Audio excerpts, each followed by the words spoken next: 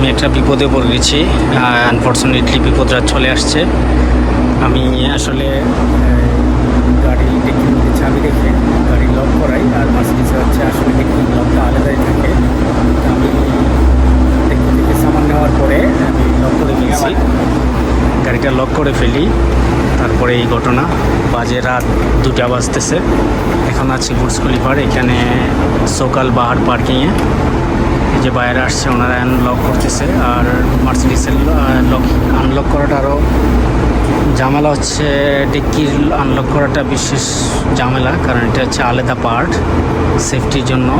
ডোর হচ্ছে এক পার্ট, আর এই এটার ডিক্কিটা হচ্ছে আলাদা পার্ট।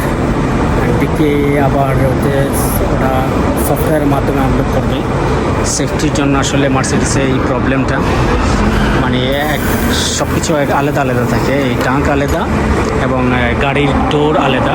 ডোরের জন্য ডোর খুলতে পারবে, বলতেছে যে ডোর খোলাটা ইজি, এই যে খুলতেছেন ওনারা, কিন্তু আসলে পিছনের ডিক্কি ট্যাঙ্ক খোলাটা খুবই টাফ।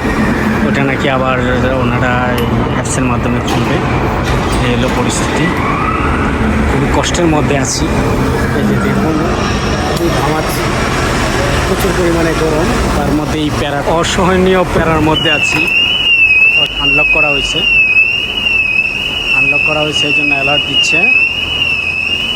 এখন হচ্ছে ডেক্কি খুলবে, ডেক্কি খোলাটা আরও ডিপলি প্রসেস বলতেছে। যদি না হয় তাহলে চাবি বানাতে হবে, অনেক কিছু। এই যে একটা বিপদের মধ্যে পড়ে গেলাম। ওপেন হলো, এই যে ওপেন হলো, এই যে চাবি ওপেন দ্য ডোর। এই যে আনলক করলাম, সেফটি সাউন্ড চলে গেল।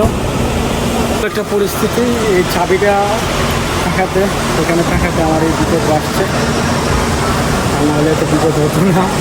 যাই হোক, খোলা হয়েছে।